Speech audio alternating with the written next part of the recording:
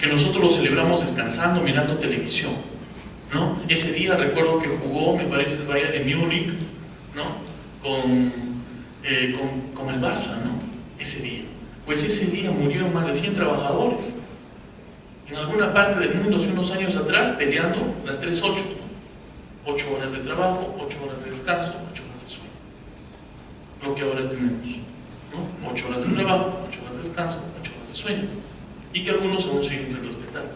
Entonces, los trabajadores se caracterizan a veces por ser un poco apáticos, pero no debería ser así, porque cada una de las cosas que tenemos, el hecho mismo de estar sentados acá, ha sido motivado por la presión que han tenido que hacer ciertos grupos de trabajadores a lo largo de la historia, y por ahí también algunos empleadores responsables que han contribuido, han ayudado a otros trabajadores, a sus propios trabajadores, en pocos casos, y han hecho que todo esto avance. Ahora estemos buscando, porque eso es bueno, no lo tenemos aún, pero que estemos buscando alcanzar una cultura de seguridad según el trabajo, porque lo estamos haciendo, y eso es bueno, estamos buscando.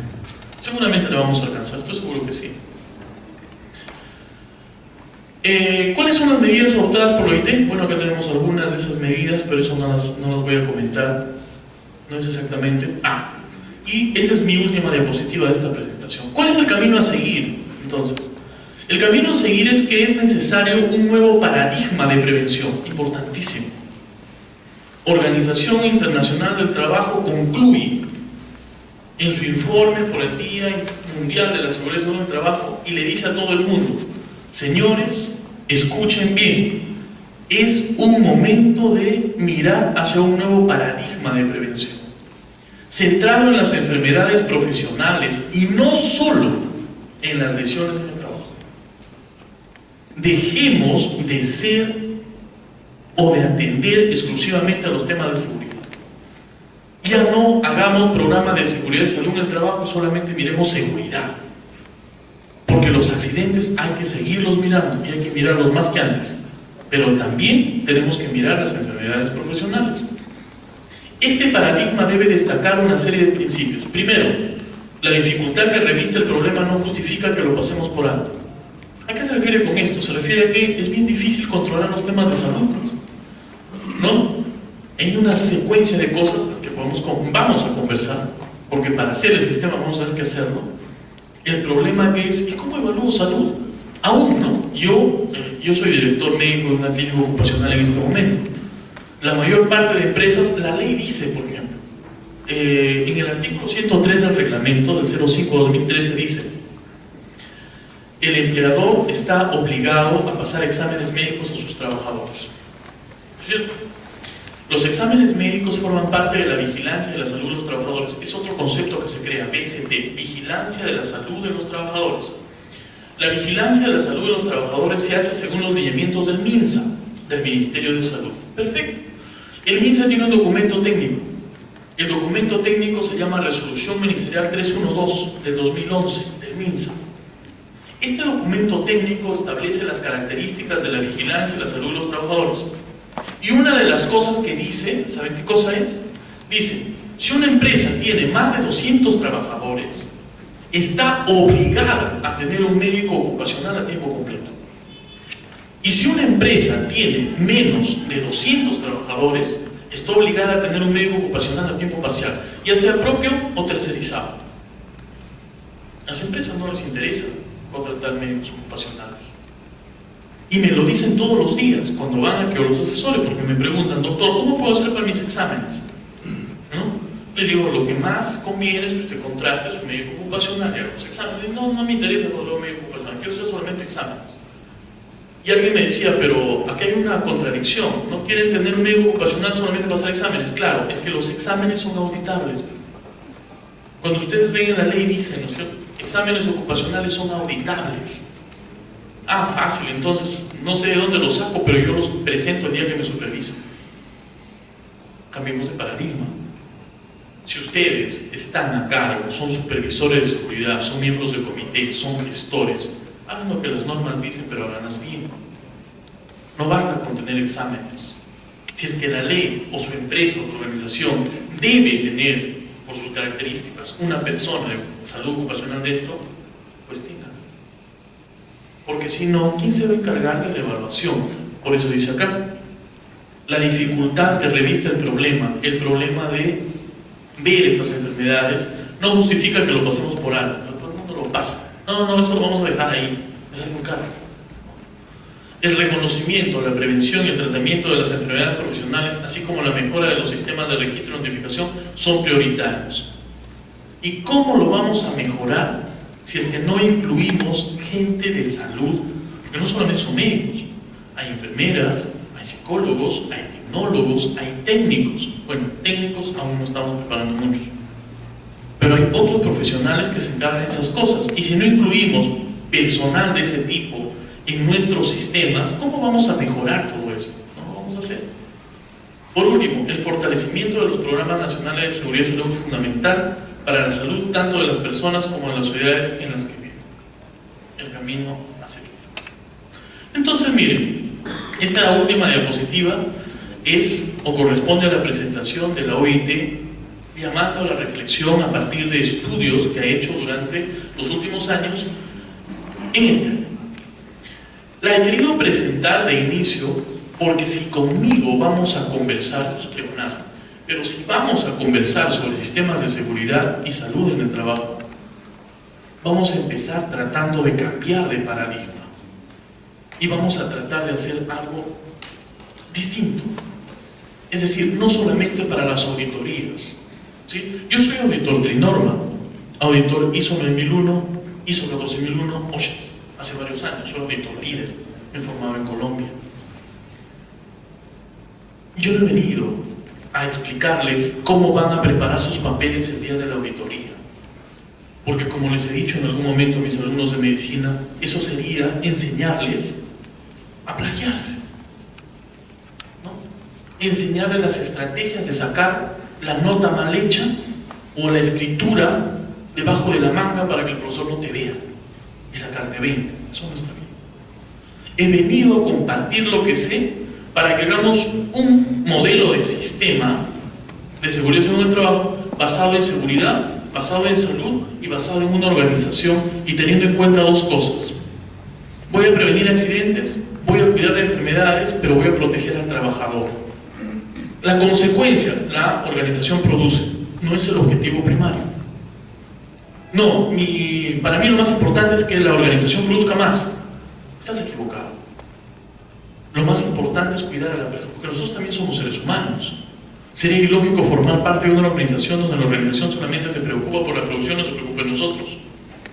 Va en contra de intereses económicos, va en contra de intereses de otra naturaleza. Pero nosotros somos seres humanos. Un problema también de la ley, otro problema que tiene la ley por ahí, y si alguno de ustedes en algún momento se les ocurre ser congresistas en las próximas elecciones, cámbienlo, es que no pone características de las personas que deben formar parte de los comités. Hay perfiles para todo. Hay perfiles técnicos, perfiles actitudinales. No podemos poner a que cuide la seguridad y la salud de una organización una persona que solo piensa en productividad. No podemos poner a cuidar la seguridad y salud de una persona que solamente piensa en quedar bien con el empleador. No podemos poner a cuidar los intereses de la seguridad y salud de una organización a una persona que no conoce estos temas, no sabe. Y eso está pasando en muchas organizaciones. ¿Sí? Perfecto. No sé si de repente hay algún comentario o alguna pregunta. Sí.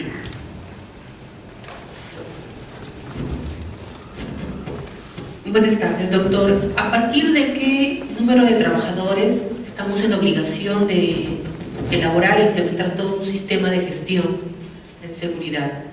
Escuché por ahí que era más de 100, 1000, no sé. Es una pregunta interesante. La ley dice lo siguiente. Uno de los pilares básicos de lo que indica la ley de seguridad y salud del trabajo es que las organizaciones deben tener un sistema de seguridad y salud en el trabajo, sistema de gestión de seguridad y salud en el trabajo. No dice el número de trabajadores. Eso significa que si yo soy o una organización con una cantidad de 2 o 3 trabajadores debería tenerlo. Y por lógica es así, ¿no? O sea, basta con que tenga un trabajador, debería tener un sistema de seguridad y salud en el trabajo. Lo que cambia son los comités. Si tiene menos de 20, tiene un supervisor. Si tiene más de 20, tiene un comité paritario, ¿no? Tener o no, por ejemplo, una unidad de salud ocupacional. La norma técnica del MINSA dice, si tiene más de 200, debería tener un médico ocupacional a tiempo completo, 6 horas, 5 días a la semana. Si tiene menos de 200, debería tener un médico a tiempo parcial, ¿no? 4 horas, 2 días a la semana. Pero el sistema de seguridad y salud en el trabajo debería tenerlo cualquier organización, cualquiera. Porque lo que busca ese sistema de seguridad y salud en el trabajo son 2 cosas: crear y gestionar un ambiente seguro y saludable. Ese es su trabajo. Así haya un solo trabajador. Entonces debería ser, ¿no? Ahora, en los temas ya de obligatoriedad, de sanciones, de multas, hace tiempo se ofreció una ley de pymes, que hasta ahora no ha llegado. Y por lo tanto las pymes siguen acogiéndose a la Ley General de Seguridad y Salud en el Trabajo. No ha cambiado eso, ¿no? Entonces, todas las organizaciones deberían entenderlo. Deberíamos hacer hincapié, a propósito de la pregunta que hicieron, de que no solamente se aplica a instituciones privadas, también a instituciones públicas, hospitales, universidades, colegios. Los colegios privados, por ejemplo, ya están pasando sus exámenes ocupacionales, están creando sus supervisores, están haciendo... Los privados están más preocupados. Es que a los privados los presionan un poquito más. Curiosamente, donde se debería presionar más es dentro de la casa, ¿no? Público, ¿no? Las universidades también, ¿no? Por ejemplo, en la Universidad de Cayetano Heredia, ahí nomás salió la ley, un par de meses después, el reglamento salió el año pasado, me parece, el 24 o 23 de abril se publicó el reglamento, 2012, el 05. 15 días después se estaba haciendo elecciones para escoger al supervisor, no al comité, ¿no? Entonces se escogió el comité rápidamente, hicieron las elecciones y se empezó a hacer algo.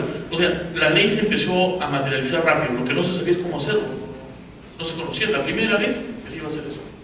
Pero empezaron. Pero los públicos generalmente no lo hacen. Llamaban un poco más. Todos. No sé si hay algún otro comentario.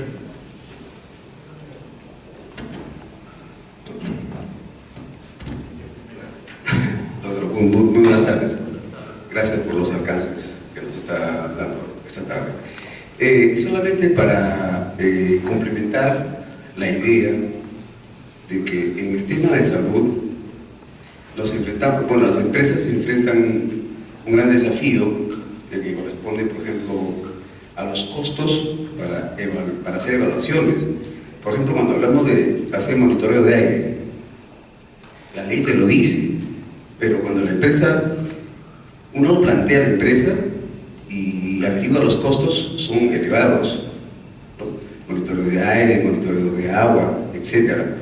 Entonces, por ahí, como que el Estado tiene que ser más promotor en ese sentido para que se pueda alcanzar ese objetivo. Eso es por un lado. Y por otro lado, pienso yo que en el tema de salud específicamente, en el Perú no tenemos una línea base de las enfermedades ocupacionales. Entonces ese es un problema que la ley no lo prevé, pero que el Estado promotor tiene que en un momento dar luces al respecto. Gracias. Bueno, las dos cosas que dice el señor son muy ciertas. La última, no tenemos una línea de base y no la vamos a tener en el sistema en el que estamos. ¿Por qué? Lo que pasa es que el sistema de salud ocupacional en el que nos movemos en este momento en el país es completamente privado. O sea, ustedes se han dado cuenta, hay hospitales, por ejemplo, donde operan de las amígdalas. Hay hospitales que operan de las amígdalas nacionales, como el Hospital Regional, el Hospital Belén de Trujillo, y hay clínicas privadas, ¿no es cierto? Como en Clínica Sánchez Ferrer o no sé, otras. O sea, hay de los dos. Pero en lo que es temas ocupacionales, hay instituciones privadas, pero no hay nacionales. Entonces, el tema de salud ocupacional en lo que es prestadores de salud ocupacional es exclusivamente privado. ¿Por qué no tenemos línea de base o investigación? Porque la forma como podríamos investigar es ingresando a las organizaciones. Por ejemplo, yo quiero saber si una minera tiene neumoconiosis. Perfecto, puedo tener el mejor estudio, el mejor diseño para ingresar a hacer el estudio, y la empresa me dice, no puede pasar, porque esto es propiedad privada.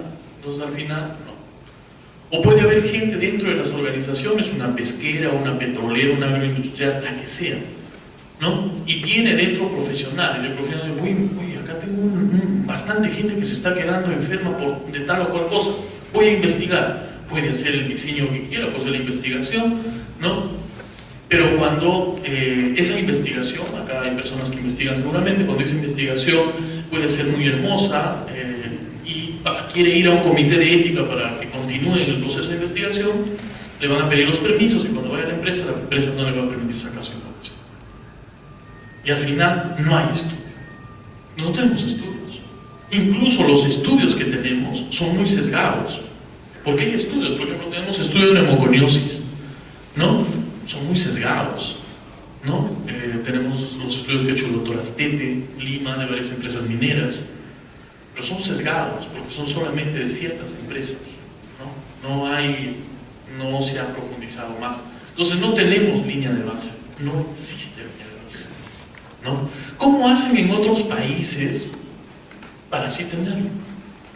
Eso es lo que ahora yo les estoy conversando y espero que más o menos se entiendan, porque para las personas que el tema es algo nuevo quizá no se entiende muy bien. En otros países se dieron cuenta de eso, entonces crearon normativa para que gente de los ministerios ingrese a las empresas a investigar. Entonces se crean, ¿no? Del Ministerio de Trabajo, que sería aquí en el país, ¿no? El Ministerio de Trabajo, el Ministerio de Salud, a tal empresa se va a ir a hacer una investigación, solo con esos fines. Nos van a proporcionar los datos, nos van a proporcionar otras cosas, siempre y cuando haya los consentimientos informados de los trabajadores, que son los verdaderos dueños de la información. Y bajo eso se hacen estudios de años y se sacan conclusiones. Y la empresa, a partir de eso, permite la investigación. Mientras eso no haya, no va a haber nada de eso. Tiene que originarse a partir de legislación. No tenemos ese marco legislativo. Si nosotros pretendemos, no podemos hacerlo porque no hay marco legislativo, ¿no? Por ejemplo, antes los trabajadores decían, pero amigos, ¿por qué las personas que trabajan ahí pasan examen y por qué nosotros no? El trabajador dice, voy a denunciar. Si va a denunciar, pero no hay una ley que diga que tú tienes que pasar el examen, ¿no? Y nadie está obligado a hacerlo, que la ley no manda, ¿no? ¿Cierto? Ya se creó la norma y por eso todo el mundo está preocupado. Ya. No tenemos línea de base. Segundo, también es cierto, los estudios son costosos. Normalmente, cuando nosotros pretendemos hacer seguridad y salud ocupacional, requerimos de 3 cosas. Si no tenemos las 3, no se hace. Necesitamos higiene ocupacional.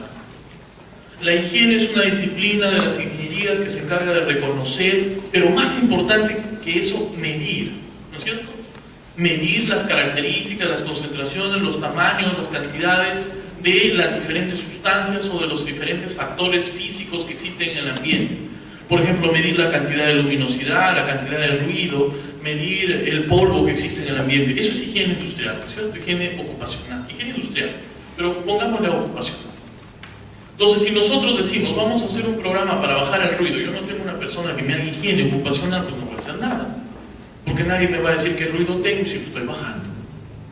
Higiene. Necesito gente de seguridad que conozca las estrategias, las técnicas de seguridad, para que haga todo el programa preventivo, la señalización, todo lo que son esas estrategias de seguridad.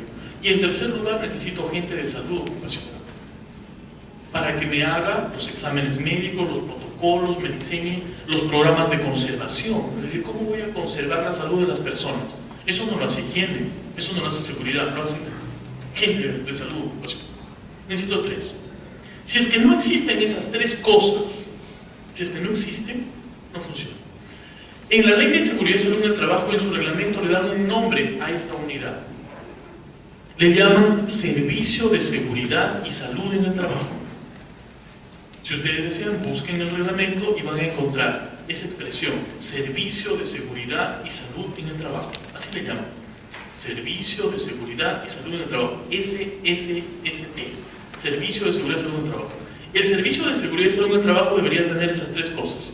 Una área de higiene, una área de seguridad y una área de salud.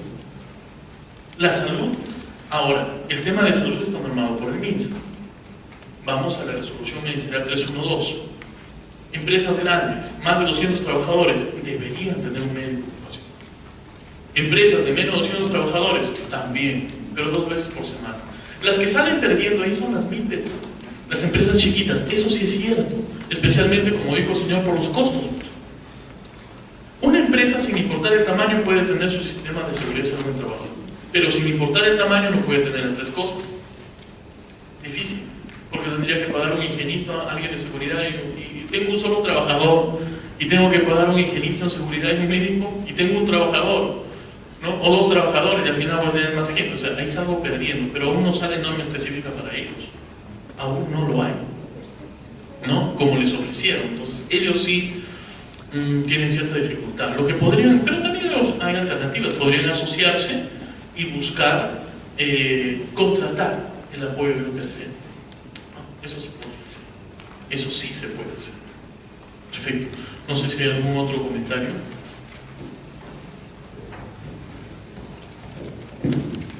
Bueno, sí, estoy de acuerdo con el tema esto de hay una falta de cultura de salud ocupacional, ¿no? Y yo creo que ahora tomamos más conciencia de lo que estamos participando en el TV o en este diplomado.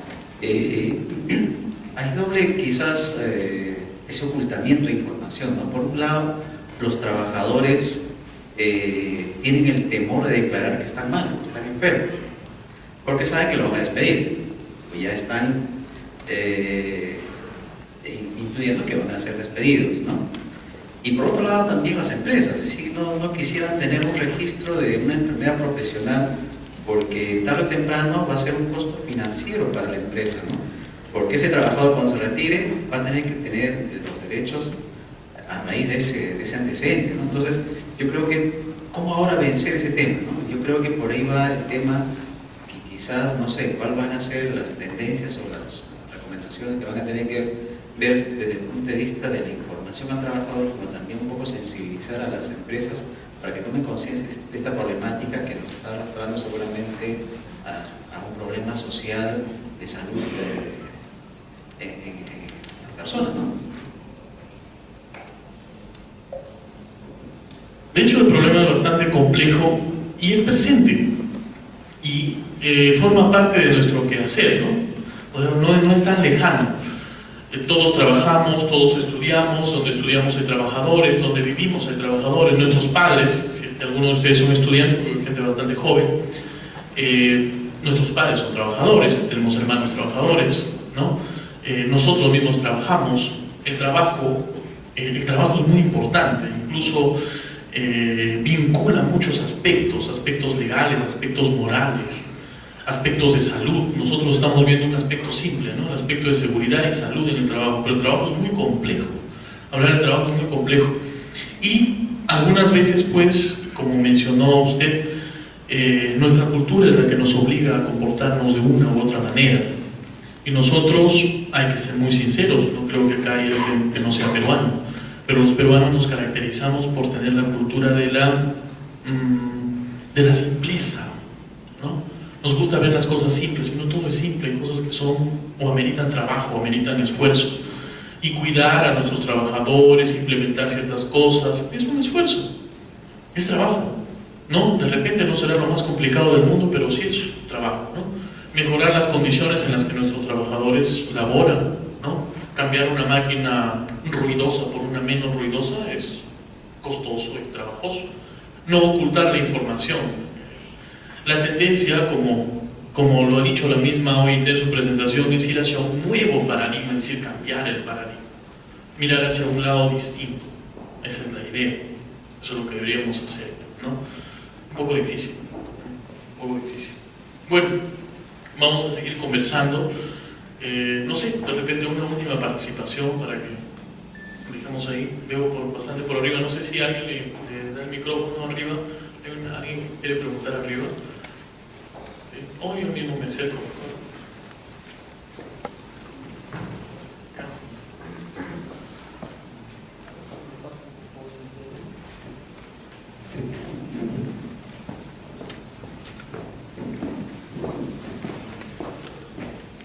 Bueno, ante todo, gracias por transmitir los conocimientos que usted nos trae.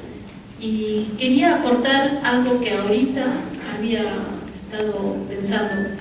Creo que, aparte de la cultura que tenemos los peruanos, tendríamos que decir acerca de los principios morales. ¿Por qué?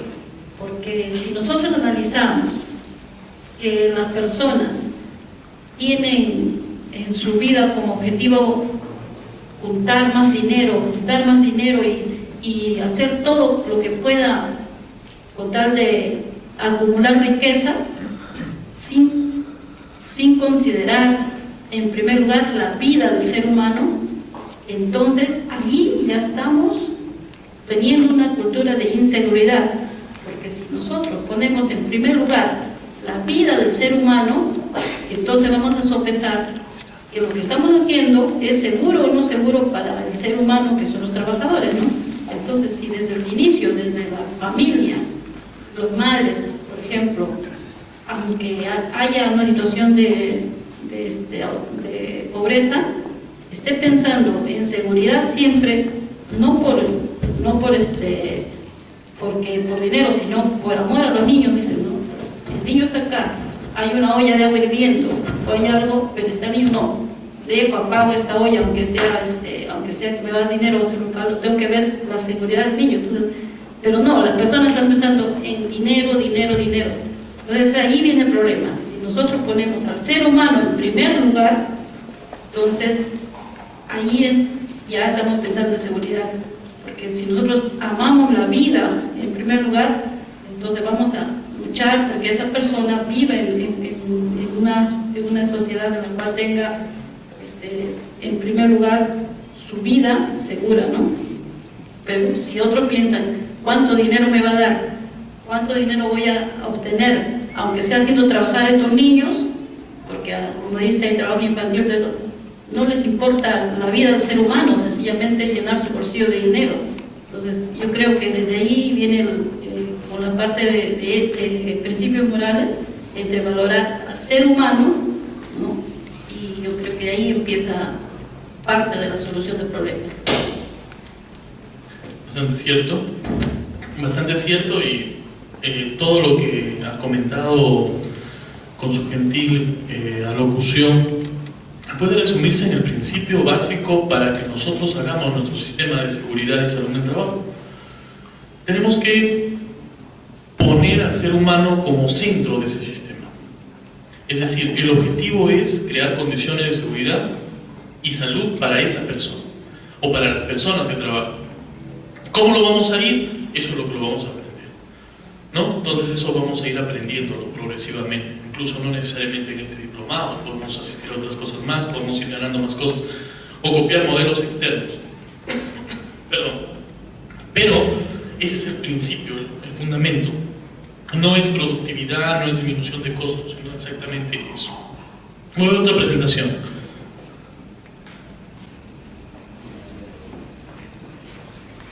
Muy bien, vamos a conversar ahora algunas cosas acerca de seguridad ocupacional, muy breves, para luego ya poder revisar lo que les he entregado como material impreso, que es referente ya a lo que es la organización del sistema de gestión en teoría, porque la implementación la vamos a ver en un segundo momento. Miremos acá. Bueno, ¿cómo ha ido evolucionando los temas de seguridad? El tema de seguridad es más manejado. Estoy seguro que acá la mayor parte de personas manejan los temas de seguridad, o al menos la mayoría. Con respecto a lo que es salud, la cosa es un poco más, menos prevalentemente conocida. Lo que es tema de seguridad se conoce un poco más. Y les preparé por acá algo breve, que de repente algunos ya conocen. Miren que les decía hace un momento, ¿no? Acá el key básico es el siguiente. Los temas de seguridad me prevén incidentes y accidentes dentro del aspecto laboral. No necesariamente dentro de las instalaciones del trabajo, porque Incluso la ley dice si una persona pues está trasladándose para cumplir un trabajo en un taxi y le pasa algo, forma parte de él. El empleador debería preocuparse por eso, ¿no? De crear las condiciones de traslado adecuadas o viajar de un sitio a otro, por ejemplo, ¿no? Pero se refiere a situaciones momentáneas que pasan dentro de la actividad laboral. En cambio, el tema de salud está referido más a cuestiones lejanas, distantes en el tiempo, en el cual las enfermedades profesionales se presentan pues con cierto periodo de tiempo de latencia. Los temas de seguridad entonces van orientados más o menos en ese sentido. La prevención de accidentes fue factor de preocupación de algunas civilizaciones y culturas de la antigüedad, de forma incipiente, ¿no? Hablar de que algunas culturas se preocuparon por seguridad no significa que hayan tenido cultura de seguridad, ¿no? La cultura de seguridad es algo distinto, que conversaremos también después. Entonces acá algo metafórico, ¿no? Ya las personas en la época de las cavernas pues sabían que en esa época no había leyes que protegieran a las mujeres, así es que era mejor venir con un casco, ¿no? Porque algún accidente podría pasar.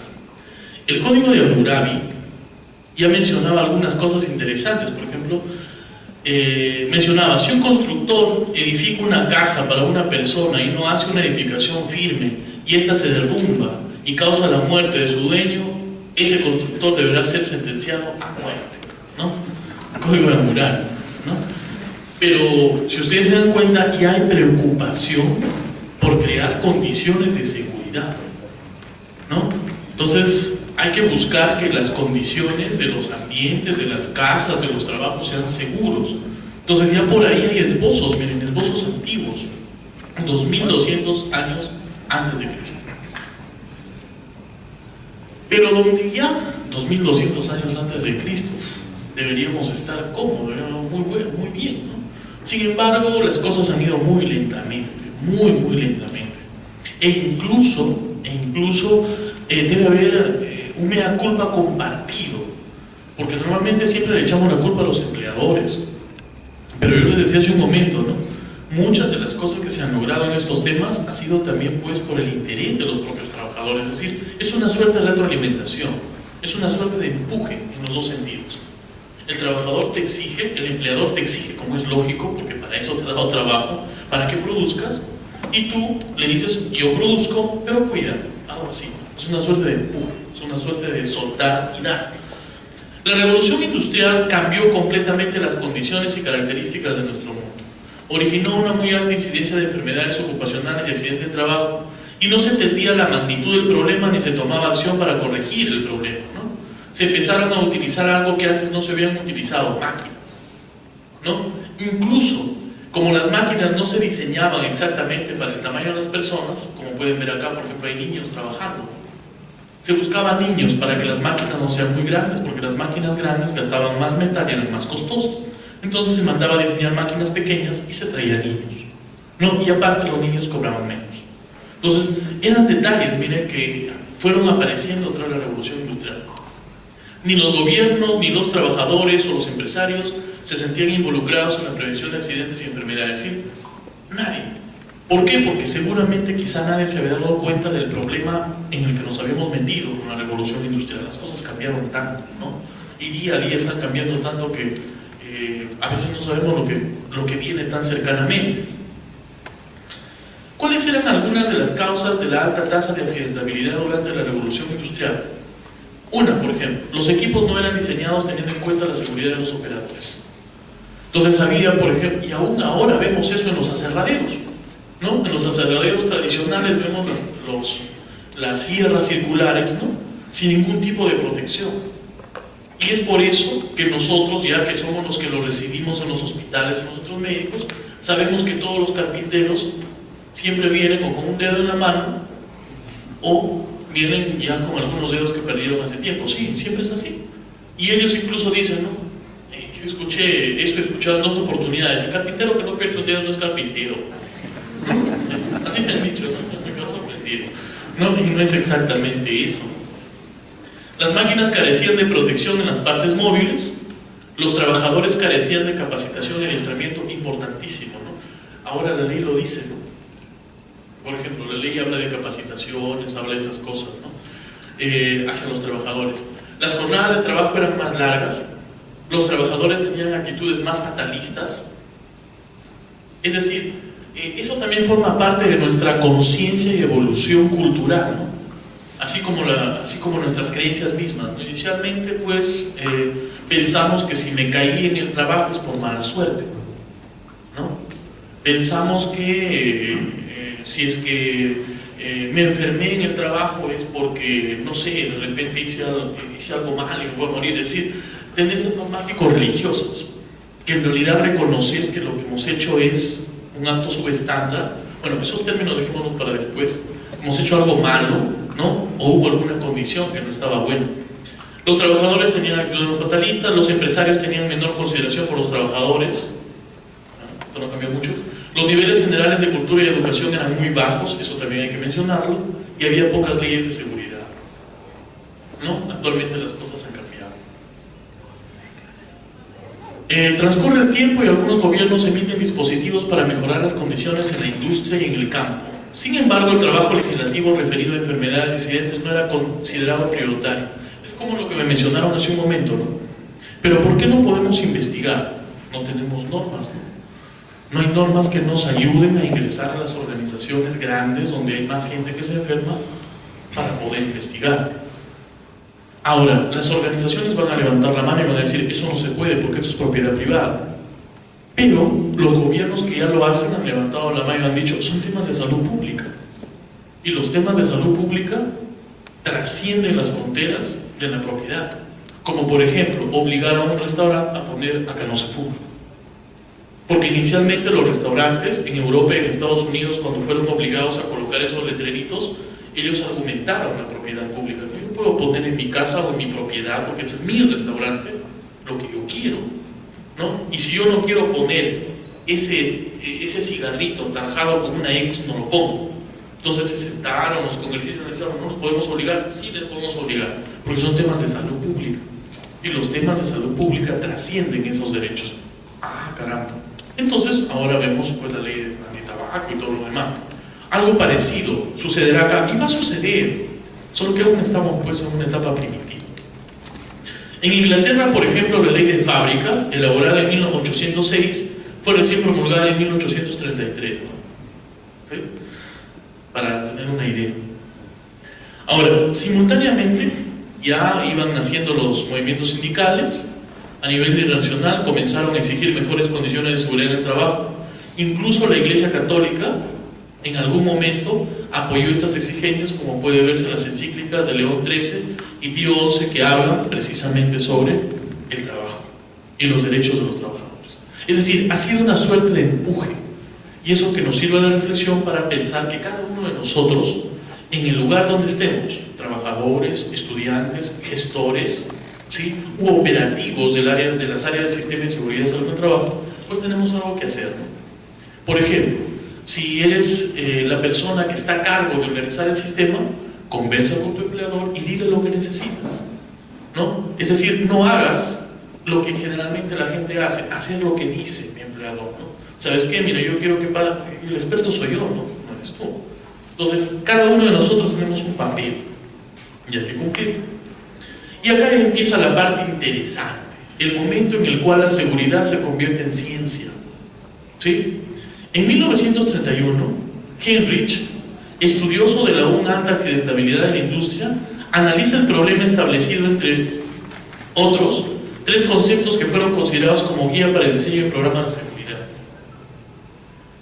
En primer lugar, acá está el famoso triángulo de Heinrich, ¿no? Estableció la distribución de los accidentes por causalidad. En segundo lugar, estableció por primera vez la proporción entre accidentes que causaban lesiones severas, los que causaban lesiones leves y los llamados casi accidentes. Y en tercer lugar, descubrió los costos reales de los accidentes. Esto es importantísimo, porque hasta esa época no se conocían los costos reales de los accidentes, y son muy costosos. Y ojo que las enfermedades son más costosas todavía. Tú dirás entonces, ¿pero por qué a las personas o los empleadores no les preocupan las enfermedades igual que los accidentes?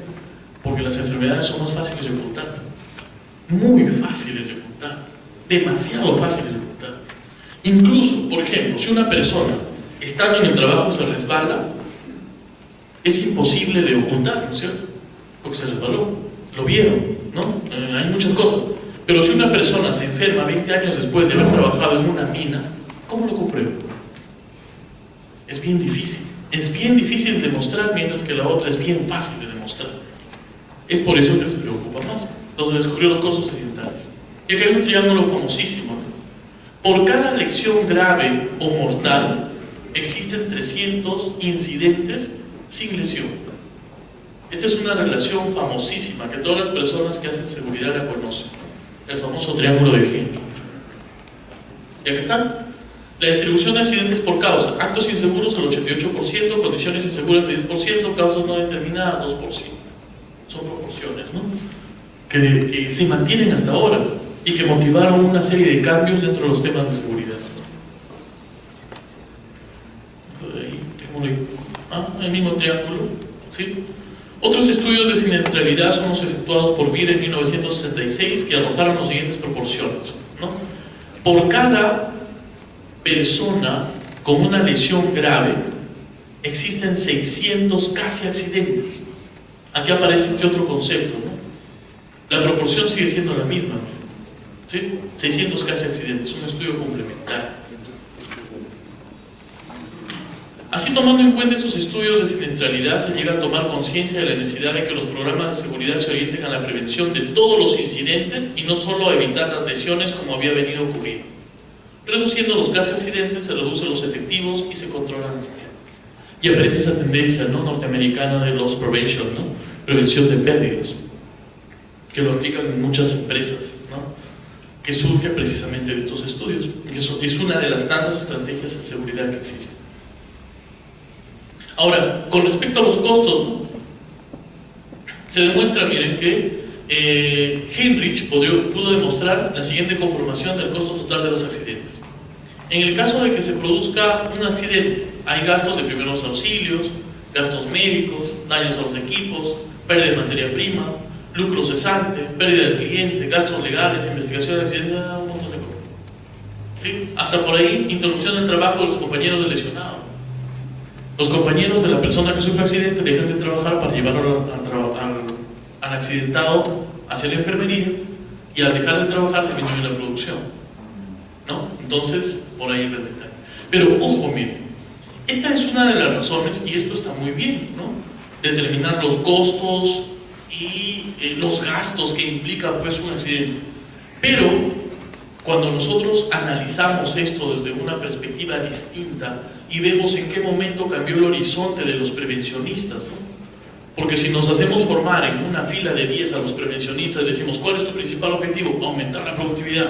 ¿Cuál es tu principal objetivo? Hacer que mi empresa no pague multas. ¿Cuál es tu principal objetivo? Evitar que mi empresa la sancione. ¿Cuál es tu principal objetivo? Salir auroso de las auditorías. ¿No?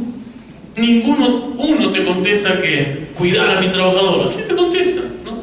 Ya lo hemos comprobado, ¿no? Entonces, de repente esta fue la razón, ¿no? Esta es una de esas razones, ¿no? Cuando en realidad no creo que el objetivo de Henry haya sido olvidar al ser humano, sino demostrar que ese ser humano accidentado adicionalmente genera pérdidas, ¿no? Entonces, bueno, no podemos decir así, es cierto que ese fue su objetivo, pero al menos ese debe ser el nuestro. Sin embargo, también surgieron movimientos que entendieron perfectamente el problema de los accidentes, formulando programas adecuadamente orientados y equilibrados, ¿no? ¿Sí? Y luego viene una secuencia de costos y beneficios, pero eso prefiero yo no comentar. Entonces, miren, los temas de seguridad y los temas de salud deben quedar claros. La ley me exige que yo haga un sistema de seguridad y salud en el trabajo. Tanto para los temas de seguridad como para los temas de salud existen estrategias múltiples, no hay una sola, primero. En segundo lugar, debemos diseñar algo que se adecue a cada organización. Es diferente un restaurante, es diferente un colegio, es diferente una universidad, es diferente una agroindustrial, es diferente una minera, es diferente un hospital, ¿no? Y en cada uno de ellos debemos buscar crear la armonía necesaria entre ambos términos para buscar que los trabajadores tengan condiciones seguras y saludables en su quehacer laboral. Esa es la idea. Entonces, les he mostrado algunos conceptos genéricos, hemos conversado algo acerca de salud y hemos conversado algo breve, les dije, ¿no? Les dije, tomad algo muy breve de seguridad, porque estoy seguro que seguridad lo conocen bastante bien, la mayoría. Entonces, seguridad, algo muy pequeñito. Y ahora vamos a hablar un poco ya de lo que es, en teoría, ese sistema de seguridad, ese sistema de gestión. Salvo que tengan algún comentario, que obviamente puede generar alguna interrupción y no habría ningún problema.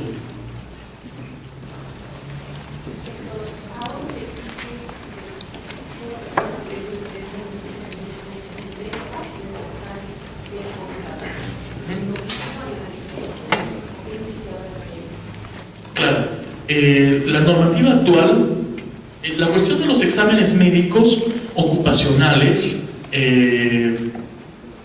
ha sido reforzada con la Ley de Seguridad y Salud en el Trabajo.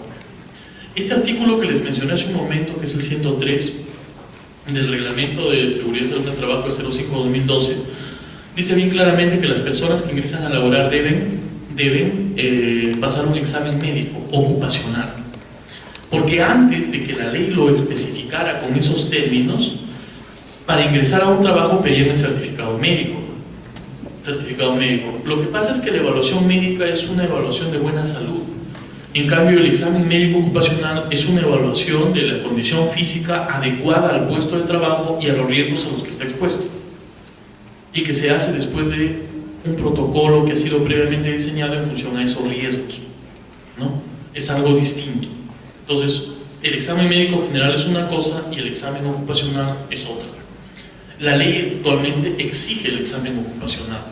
Cuando una persona ingresa, cuando una persona se retira, cuando una persona trabaja más de un año, exige los exámenes anuales, y si una persona es cambiada de puesto de trabajo, exige el examen de reubicación, o si una persona por un accidente dejó de laborar un tiempo y luego tiene que regresar, exige el examen de reinserción.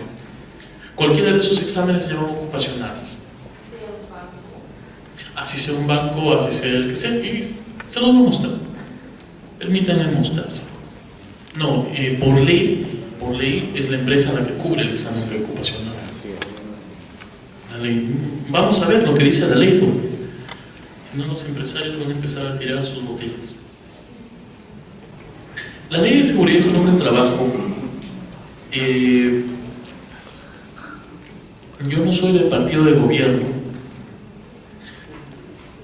pero creo que es una de las mejores cosas que ha hecho este gobierno.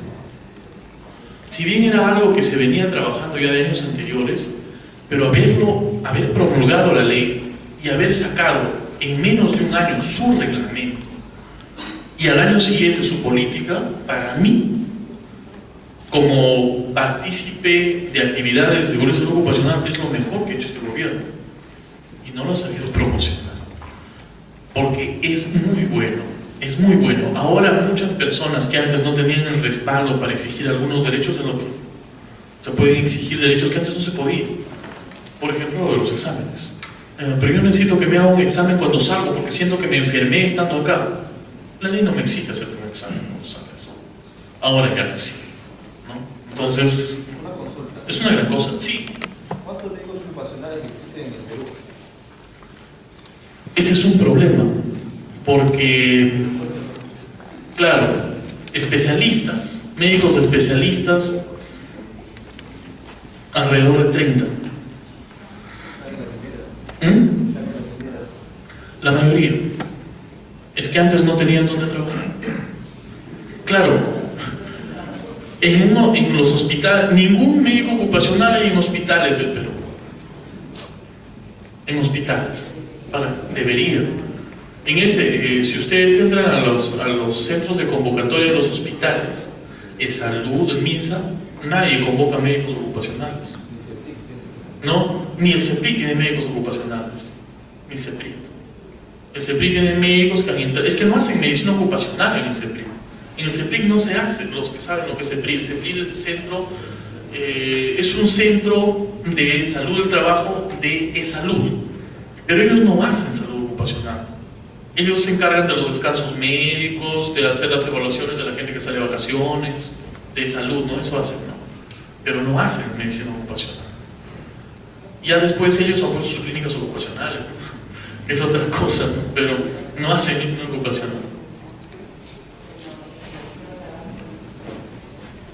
Para aportar en algo, yo trabajo en el salud y esto ya nosotros nos han delegado, pues será más o menos 3 meses, con carácter de obligatoriedad, formar un comité. Entonces, ya se está trabajando acá en la región de la Libertad, en la Gerencia de la Libertad, con un cronograma de trabajo, pero ellos nos han alcanzado de la gerencia todas las actividades que debemos hacer descentralizado cada uno de los hospitales. Y bueno, yo estoy formando parte del comité. He llevado salud ocupacional también hace 15 años en mi hospital, donde teníamos la mina de Sayacuyo, las pesqueras y el mismo hospital. Entonces es un trabajo bastante amplio que tenemos, pero sin embargo, yo veo ahí unas debilidades desde que nos dan muy pocas horas de trabajo. Como usted dice, el médico de salud ocupacional no hay, simplemente que se le ha responsabilizado a un médico para que haga, por ejemplo, la evaluación de los trabajadores que interesan trabajar, ¿no? En cualquier modalidad, CAS 728, por ejemplo, y también a los terceros y a todos los trabajadores con carácter de obligatoriedad para hacernos una evaluación médica muy minuciosa en el momento, antes que salgamos de vacaciones. 2 meses antes nos están dando todos los formatos y las citas para que nos evalúen con carácter de obligatoriedad. Por eso hay sanción cuando el empleado no cumple. Entonces, que hemos tomado una estrategia de que le hemos alcanzado a cada trabajador, ha firmado un cargo sobre el reglamento, ¿no? Y en sesiones se les explica. Ya hemos tenido la primera reunión con todos ellos. Pero ¿qué le digo? O sea, es un compromiso porque nosotros cuando hemos ido a la evaluación, que somos personal de salud y que conocemos los riesgos que hay en un hospital, y es bastante falta, parece mentira, la cultura de cada trabajador en esto, porque, por ejemplo, en el caso de los que trabajan en el centro quirúrgico, en sala de operaciones, bueno, yo estuve por España hace años y que allá nadie, por ejemplo, que quería trabajar en el centro quirúrgico, tal es así que médicos anestesiólogos iban del Perú y muy bien pagados, enfermeras también, por el miedo a trabajar con los anestésicos, ¿no? Que decían que, bueno, producen cáncer del pulmón, entonces nadie quería. En el caso de nosotros hemos pedido a las colegas que hagan un destaque por un tiempo a otro servicio, ¿no? Pero ellas se oponen, el personal no sigue saliendo, saben que está en riesgo y vamos a la evaluación, no usan la medida de protección como debería ser y conociendo a los personas de salud. Entonces, pienso yo que si nosotros mismos no nos cuidamos también, qué difícil será cambiar la cultura de un trabajador que no estuvo acostumbrado o no conoce. Entonces, tenemos por ahí muchas limitantes y mucha falta de conciencia del trabajador mismo. Y así, en evaluación de riesgos, bueno, por parte de que hemos encontrado cosas, pero que parece mentira que nos hospital, ¿no? Nos hemos justamente evaluar, por ejemplo, cómo era la distribución del agua que venía para nosotros trabajar con esa agua, ¿no? Y nos dimos con la sorpresa, hemos ido al pozo, a evaluar el pozo que está en la cabeza y todo lo que está. Y hemos tenido tantas personas que vamos con cámaras, ¿no? Y el pozo abierto totalmente, sin protección de nada, alrededor que habían terminado de construir todo, desmonte y todo, era una desgracia, se puede decir, es ahora hemos llamado el ingeniero, todo, ¿no? Bueno, el ingeniero no conocía el IES, no después de tan buena condición, seguro el ingeniero sí, podemos, no, acá tenemos, no, y eso, sí, entonces, pero parece mentira, ya estamos trabajando, que al comienzo, un poquito nos ha chocado, pero siempre nosotros vemos de la mejor manera, estamos haciendo la evaluación, viviendo los correctivos, implementando, coordinando, pero es un trabajo bastante grande pero tenemos la limitación del tiempo, porque como la gerencia también de salud cuida mucho las horas extras, entonces 4 personas dentro del comité nos ponían a la semana un turno a la semana, pero ahora ya nos han restringido al mes solamente 2 turnos, porque eso genera, según la gerencia, pagar hora extra al personal que está haciendo ese trabajo. Entonces lo ve desde ese punto de vista de costos también, porque en esa nos ve bastante costo, ¿no? Productividad y costo. Entonces, por ese lado también, como que ellos quieren hacer las cosas bien, nos ponen un programa de trabajo exigente, pero o sea, no nos da casi las facilidades que tenemos que estar reuniéndonos fuera del trabajo, fuera del trabajo.